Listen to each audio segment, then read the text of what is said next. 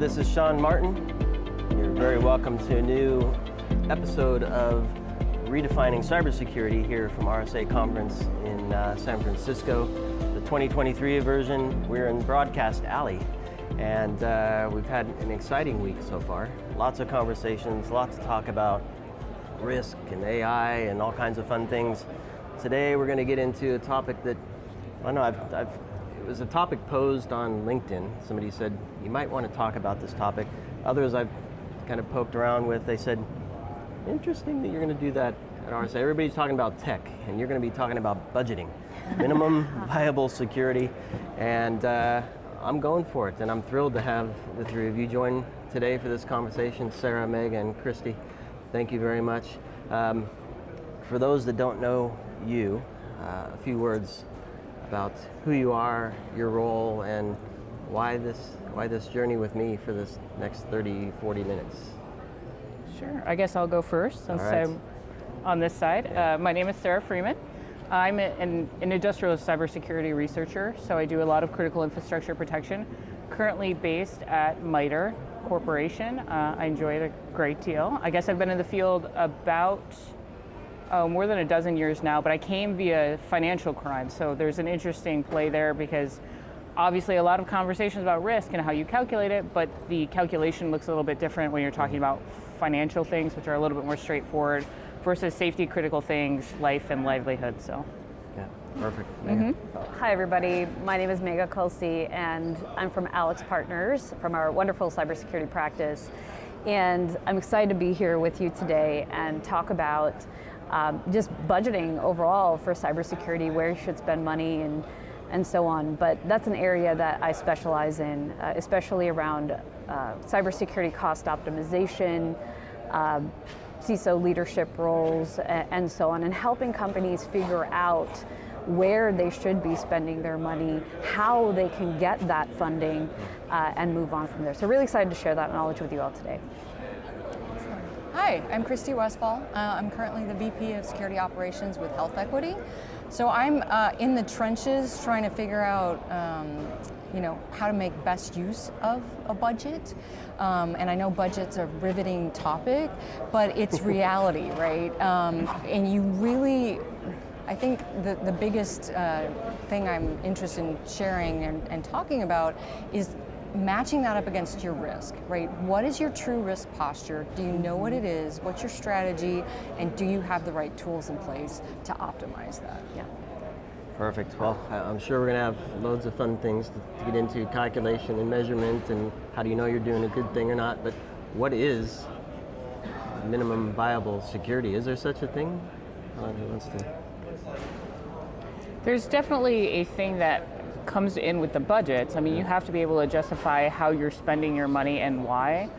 So there's at least some thought to what is minimally viable security in every organization. But I think that the trick, and perhaps why there may have been some debate about that question on LinkedIn, is more about the fact that that is not a type of decision that can be made in a systematic, repeatable way at every organization, because every organization has different factors that affect their daily operation. And that's part of what you see when you start saying things like, even if we use the traditional equation, risk equals probability times impact, it's very, very common, at least as a starting point. When we start discussing what is the impact of a potential cyber attack, it's going to vary a lot depending on what the mission statement or focus is of the organization. Yeah, so, on that note, I do agree with it does look different for every organization that I have ever been to. So, during my time as a cybersecurity consultant, going to different organizations across different industries, they have different needs. And minimal viable security looks different for all of them for a lot of reasons, right? Because some of them may not be as mature from a security perspective. Lining that up with also the security risk, kind of marrying those together, and then determining, where you need to spend money to reach the minimum benchmarking maybe that you're trying to go against and meet those minimum viable security requirements. So it really does look very different for a lot of organizations across different industries. And along those lines, I think one of the highly underutilized tools is threat modeling. I really can't emphasize this enough because it's bumping it up against that risk framework, like MITRE, and saying, where am I missing things?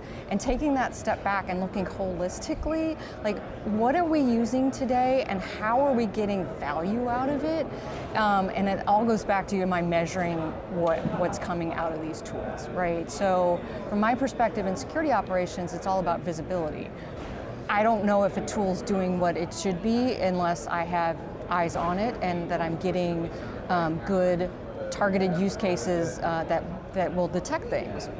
That's how I can measure success. Well, we need to look at that holistically, and that's where you need to have that good viable threat model to be able to tell you, okay, I still have these holes over here and I still have no tool that can cover that. So that's my approach to minimum viable security. Look at that. I think we've nailed it. We're done. Yeah. No, so I'm way back before I had gray hair. I was doing a lot of product development for a security company, by the way, but there was always a product requirements document that looked at the opportunity, right? What you needed to deliver on or to grab as much of that opportunity as possible. Do you have the team able to do that? Do you have the tech stack able to, what's the feasibility? How successful will you be in the market, right? What competitive, those types of things. Maybe that's our threat actors we have to go against. Right. Is there something similar to that where we can define what we need to do? Because there is a kind of like a stack rank where and it's not just a list, it's a multi-dimensional set of things, right? You have to kind of juggle and say, this is the best bang for my buck given what I know, which probably has a ton of unknowns as well. Right. No, absolutely. So, to my point earlier, right, is you have to look at, if your organization has not performed a security maturity assessment, that must absolutely be done. And not only considering that piece, but also if you have, and hopefully you all have a risk register, right, where you're tracking your security risks. Because even if you are, let's say trying to mature in a specific area, that doesn't necessarily mean that you are going to address some of the risks that you've already addressed, right? So you actually do have to marry them together and look at a holistic picture to identify where your gaps are, where the need is from a people, process, technology perspective. And then you could take that information and actually create a strategy or a roadmap. And once you start actually creating that roadmap, you'll start to see exactly when the right time, the right place, the right amount of money that you need to spend across people, process, technology, and so on. And you'll start to see some of those like dependencies of the initiatives and the projects that you need to work towards. Any examples you can share? Anybody?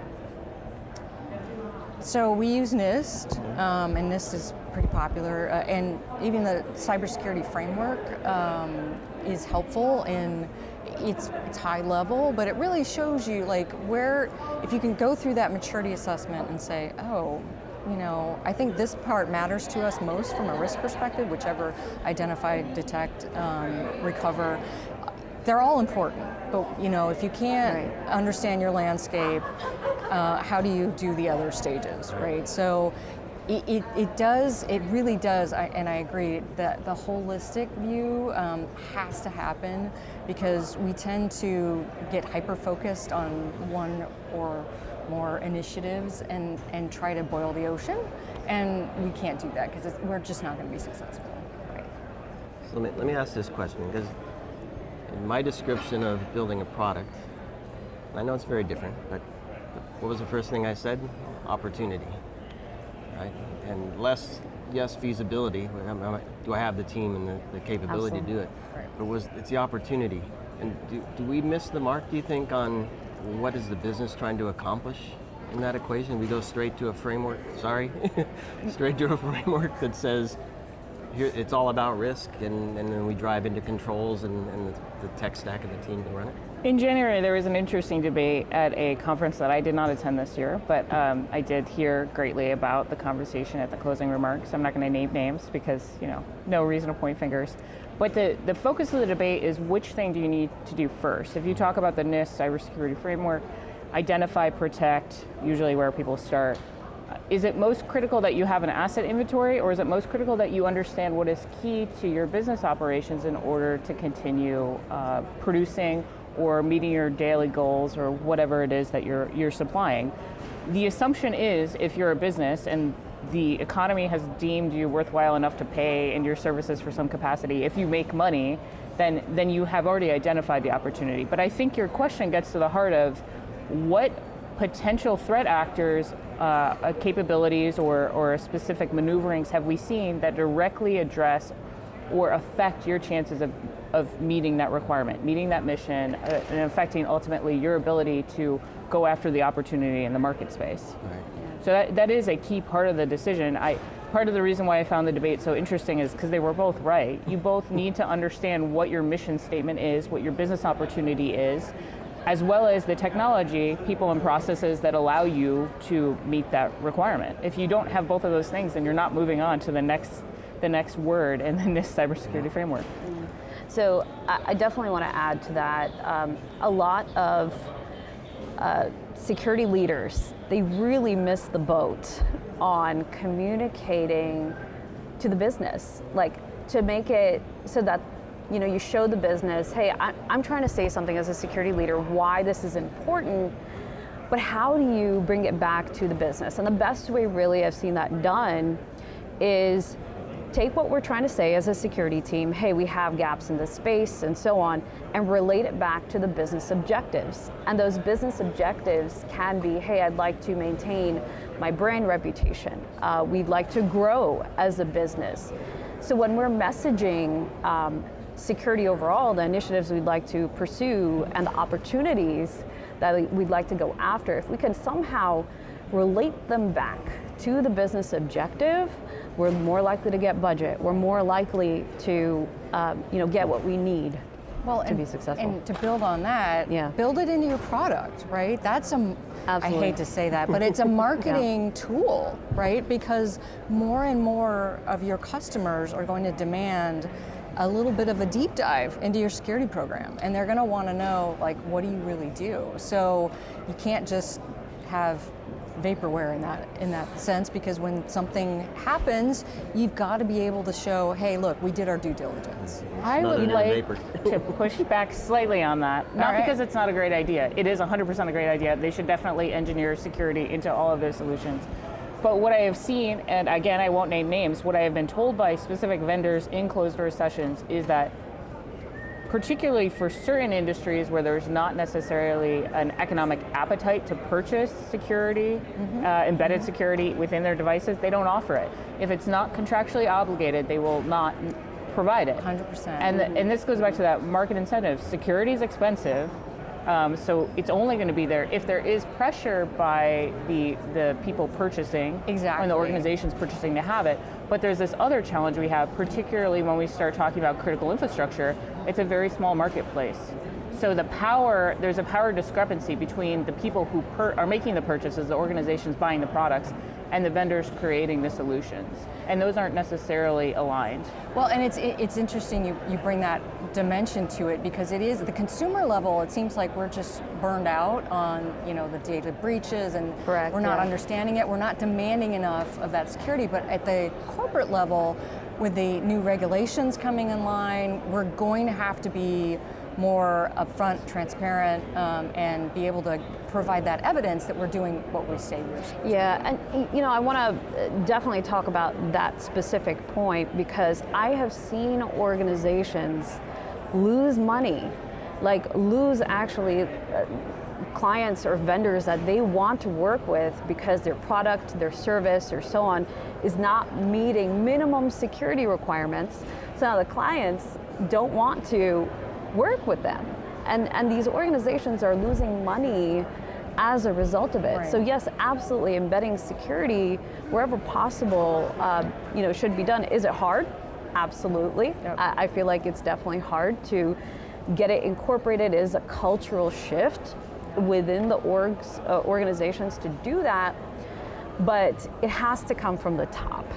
That messaging has to come from the top to embed security. I was told a very depressing story last time I was at RSA last year. It's still true, I presume. So true. So depressing. Oh, good. An organization had entered into a contract. Again, I do a lot of critical infrastructure protection. The contracts are very, very expensive, and they're many years out. So this organization that was purchasing from this vendor had written in a contract that said, these are all our security requirements. We expect these things to be there as we're transitioning to this new technology, which will be in place for the next 20, 30 years, et cetera, because that's what timescales we deal in. And a main organization, a main vendor, not an upstart, but one of the main players said, oh yeah, we can meet all those things. A few months into it, they acknowledged they weren't going to meet any of those things. They couldn't. Wow. But there was nothing to do. There was no, I mean, you'd say, wait, legally you're in breach of contract, surely there's something, but there is no power to push back on this organization. And again, because there's only like 2, 3, 4 vendors in the space, you don't really have the option to pull back on those contracts, particularly if a certain amount of the resources, the funding, the cash has already been put on the table for an option. And I think this is one of the reasons why, particularly when we talk about industrial control systems, industrial security, there's a lot more pressure these days coming from the government, because the government has to change that environment. They have to change the regulatory space in order to ensure that organizations, vendors are all swimming in the right direction together. Absolutely. Do you know how many times I have heard my clients say, oh yeah, you know, we meet these standards and, you know, these minimum security requirements and, you know, and regulations, and they don't look beyond that. They don't look beyond that. And you know, you're absolutely right. It does have to come, sadly, security does have to come from, you know, governments, regulators, and so on. I was having a friendly debate on a podcast I did yesterday about the fact that compliance has been commoditized, right? You can buy a report that says you do what you need to do. It's a checkbox, set of checkboxes. AI enabled now, I'm sure. And the debate we were having is it a race to the bottom where security becomes a commodity?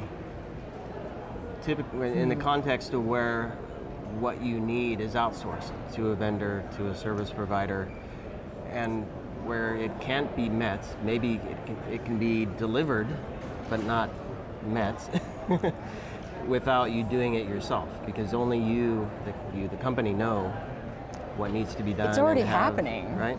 Right. Managed service security service providers.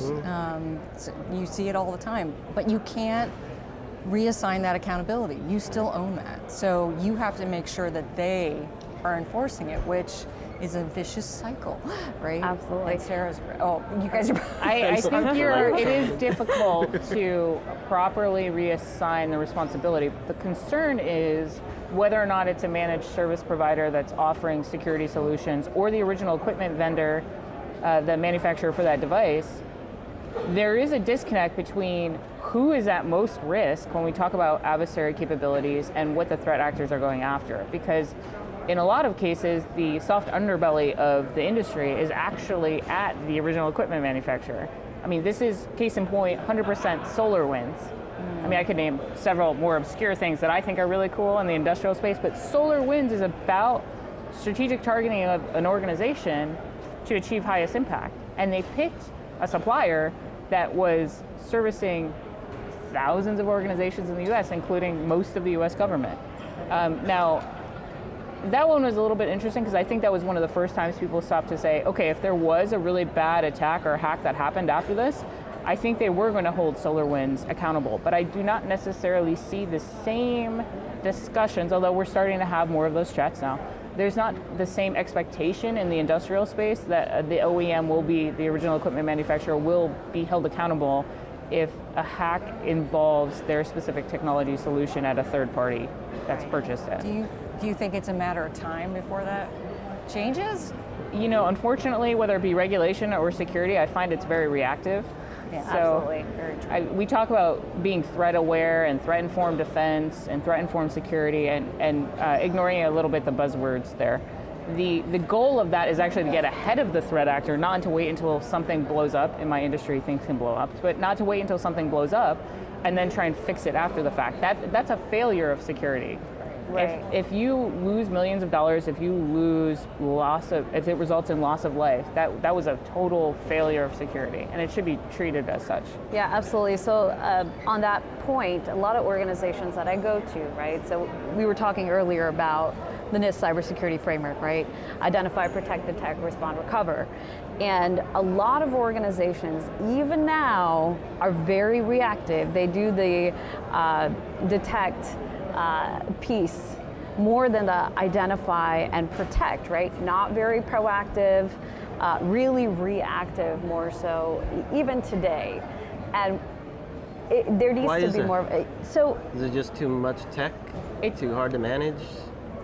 some of it is cultural at organizations is what I'm seeing is even today security is considered the group that says no all the time. It makes doing business sometimes very difficult and so on. So sometimes it's cultural, sometimes yes it is tools overload.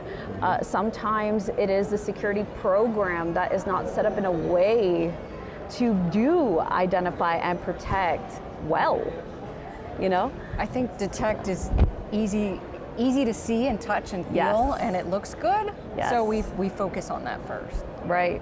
I Right. think 100% the technology, but I think there's other part here is the metrics. The metrics sell. How do you demonstrate? Yeah, that's how you go That's- back and justify your financial expenditure. It doesn't matter, unfortunately, it doesn't appear to matter that the metrics are poor, that they're not actually indicative That's the hard of part. anything. It's a number and it's getting better. Yeah, it's a Right, number, right. it's getting better, you can compare it over time. We don't have the same metrics for protecting things. If you stop an attack from happening, we don't have an easy way to quantify that. And Right. so consistently organizations are asking for, how do I justify this expenditure? How do I explain, to my shareholders that I'm going to spend $5 million on this expensive service offering or this expensive review of our mission, our goals, our business opportunity to make sure that our security posture aligns with it. And if, by the way, if you're 100% successful, congratulations. It means that you never have a cyber attack and you have no way to quantify the value of the money that you just spent. It's all value. So I agree and disagree, right, in certain spaces of that. So one is, there is a way from like an identify and protect perspective to extrapolate a number, right, a dollar amount, which is what these executives want to hear, right? Executives understand green, they understand dollars. So when it comes to identify and protect, you can actually show that, hey, if we implement this tool or technology, it will help us reduce the amount of help desk calls that we're getting, which will save us X amount of money. So showing that type of number has been, very, very impactful to show that, hey, security is a money saver. Security is helping the organization, and even you can extrapolate those numbers to show, hey, if we do these things in our roadmap, in the next 3 years, we will save the business approximately X amount of money. And that actually tells a story and allows the security team to show that they're saving money, they're saving the organization money, why they're important, and they can say yes. They can say yes. I think that works very well in information technology environments, which is why that model has been implemented in those spaces. It does not translate as well into operational technology spaces for many, many, many reasons. And we are trying to get better in the OT space to try and say this is how we can calculate the relative risk. MITRE has an effort, in fact, that's what we were talking about this week, is called infrastructure susceptibility analysis. So rather than just calculate the potential impact and try and translate that into a financial amount, because we can do that based on cyber insurance reasons and actuarial and the very small data set we have of past attacks that were really bad, we can calculate the potential loss of financial loss. the reality is we still need to overlay that with some threat information, because when we go into those boardrooms and we have a discussion of like, no, I'm sorry, you only have $1 million to spend on security this year.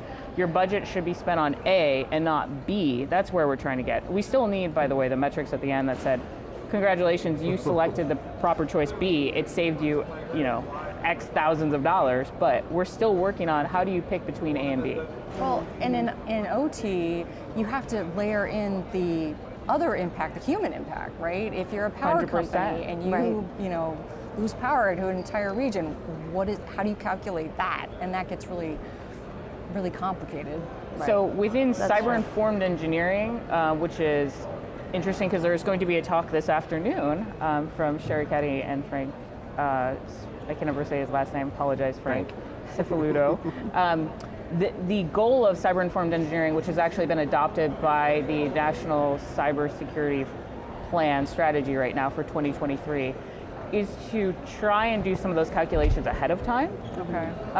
But you're 100% right that underneath CIE, particularly in consequence-driven cyber-informed engineering, there was an equation that was created to calculate exactly that. If you lose power to X number of houses, what does that really mean? There's also a little bit of that equation that says if you kill 5 people, how much does that put you back? right. Yeah, Which is a little depending bit on of a what dark time of year it conversation. is, Yeah. and the Absolutely. weather And was and it all public that. safety or was it one of your own employees? Because unfortunately they're calculated differently. Right. So Right. these are the things that you don't know about until you enter the field of industrial security. Let me put this out there, because you mentioned Department of No. I can't tell you how many times I've heard that.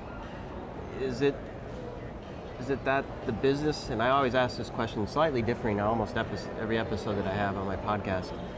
The question I normally ask is there a way the cybersecurity team can have a conversation with the business team that says what you are building, what you want, and the way you built it is killing us. We're patching stuff all the time because we had to set up this particular system on this particular OS and open these certain ports and have this certain identity. If we just did it this way, we would not have a whole vulnerability management team and patch management team. That's my normal question. But I'm going to pose it a little different today. What if we start as the you can't do anything department until you define it securely from the beginning, and then we become a measurement of enabling the business versus stopping. Right. I don't know. For me, it's an interesting way to think about it. Yeah, so what I see a lot in that space, and I've seen it done well, and I've seen this done very poorly.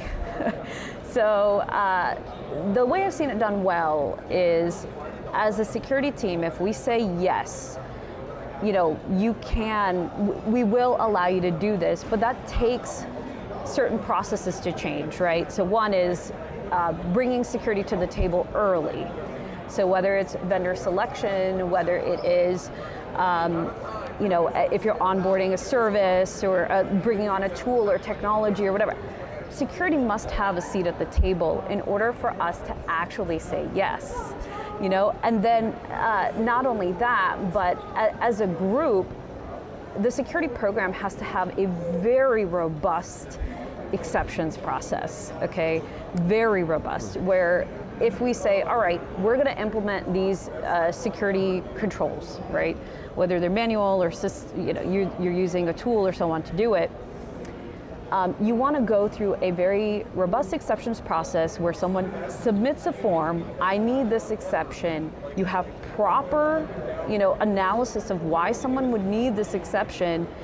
It goes through an entire review process, a steering committee that actually analyzes why this is needed, and then it goes to executive team members saying, hey, executive team members, these are the people in your organization that are, asking for these requests. The risk tolerance for this is way too high. As an executive, let's help you go address the fact that there's too many exceptions to security. Now, doesn't always work. Obviously, there's accountability, right, that these executives have to have from a security perspective. It looks different for every organization for security to be a yes group. Sarah? I love that model. I love bringing the security team to the table early. I love the kind of implied empowered organization that you described there. we're not too far away from Silicon Valley right now. I mean, there's, again, no, not to name names, but there's organizations that are actively calculating things like, if you choose this option versus this option, I'm telling you as your security team, it will cost you money in the future. Absolutely. It may cost you even safety-related incidents, but unfortunately, the security team isn't getting extra votes at the executive table. They're being outvoted by other incentives, usually business planning, strategic opportunity, business opportunity decisions. So I guess my follow-on question to you is, if you are a security operations organization that's experiencing kind of, you've already won the seat at the table, but you're not necessarily being heard, what would your advice be to kind of bridge to the next level, because they're only one vote in that business decision-making process? Yeah, that is a really important point. So that takes building relationships with the right stakeholders. And a lot of organizations, you have the security first organizations where the CISO is reporting to the CEO directly and maybe has some dotted lines to the CFO or so on. And then you have the organizations that are not security first, where the CISO is reporting to the CIO or some other C-level, and there's a conflict of interest there. And even if that's the case, right? Even if you are in an organization that you're reporting to the CIO, CTO, or so on, you can start to develop those relationships with those stakeholders. Have separate meetings. Have separate meetings with these folks prior to board meetings. It becomes political, right there, where you're starting to tell them why they should care, why they should support you.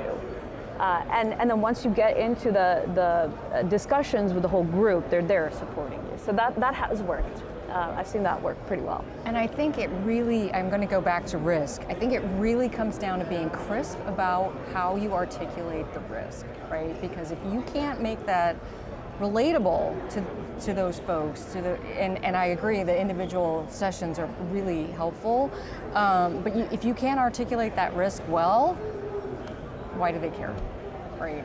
They'll just accept it and move on.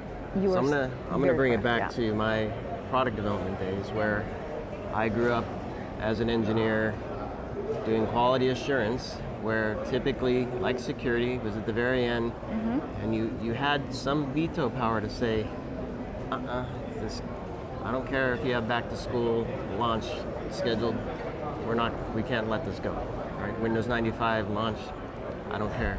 It's going to have to wait 3 days. No, thankfully, Windows 95 delayed as well back in those days. But the point is, QA had a late seat at the table when it was kind of too late. When I became the product owner, I remembered that. And we created user stories with quality assurance engineering and architecture and security, and together we defined how we wanted to develop this thing, right? Did we want to use a particular technology, LDAP versus AD, right? Which did we use, which had better performance, better resiliency, sustainability, secure, all these things we had to discuss. And until then, which is going to have an impact on QA? Does QA know LDAP or AD better? Right? All those things had to come into play. So obviously it's a very functional view that you might not be able to have at the board level, but somehow you need to have, in my case, I was the champion for quality assurance as the product owner. So to your point, I think having a champion or multiple champions at the board and the executive staff who understand what you're trying to accomplish, maybe you'll get their votes as well. I don't know. So we're coming up on time here, and I mean, this has been incredible. I just sat here, which is nice. Let's speak to the security leadership team. A final thought for our fellow CISOs, which I plan to never be one, because I could never handle the stress. A final thought for those watching. How do you draw that minimum viable security line? I know it's a very broad question, but where do you start, perhaps, or any insight? I mean, you could do that a few different ways. As a CISO, definitely can use benchmarking based on your industry, based on metrics that are available for you, and try to see, even based on the size of your organization, how other organizations are doing, right, that are similar to you, benchmark that way can help so that you can start to get closer to what good looks like in your industry, in that business size as well. That is one way, and those maturity assessments will help with that. But also from looking at those security risks that have been accepted within the organization, making sure those are being addressed as well, and not just sitting there, not just sitting there. I've seen that way too many times. So those are some ways that they can go. I think having a clear strategy and roadmap and making it relatable to the business. This is how we're going to get there, whatever the organization's goals are together. Right. I think that's really important. Absolutely. Storytelling. Yes, I know, it comes back to that, but it's true. We have a concept called, very, very much similar, called minimally viable process. Mm-hmm. So there is the understanding that you need to be able to calculate as an organization, and maybe I shouldn't use calculate because we get into the math and the metrics, but you need to understand what the bare minimum is of survivability of your business on it for daily operations. And until you have that perspective in your head, you cannot begin to make some of these calculated decisions around risk. I think the other part that I would encourage, and it wasn't my theme, but I will steal it and continue on with it. The sooner the security team is at the table, the better. But I think that also requires a certain degree of patience and frankly, stubborn attitude, because there will be times, particularly if you're talking about pushing out a new technology, where you will be outvoted, because at the end of the day, the potential risk for a cyber attack that has yet to occur will be considered less significant than the potential revenue gains of making a different modification in the design. But if you look at things like considering the potential effects of a cyber attack as you're designing as you're in the design phase for some of these technologies, you're going to be much better postured to deal with potential threat actor activity in the future. I guess the way that I would phrase it by one of my previous colleagues is you do not want to suffer a failure of imagination early on. So as soon as you can bring in some of those thoughts, the better off you will be. Love it. As you were talking, I was thinking about all the things we said, and donuts and bullhorns, right? Befriend them with donuts, and every time they say something you don't like, pizza and beer on the other way. Pizza and beer for the security team. That works too. Yeah. Well, this has been incredible. I knew it would be, and I'm very thankful for all of you for joining me and having this conversation. Hopefully everybody enjoyed it as well. Lots of points to consider, and of course you have a great group of people here to connect with yourself, look at frameworks, talk to your peers, get some advice from folks. A lot of different perspectives here. And I want to thank you all for staying tuned to ITSPmagazine here in Broadcast Alley at RSA Conference. We have many more coming up, and I appreciate you following us. Stay tuned, subscribe, share, have fun, stay safe, be secure, everybody. Cheers.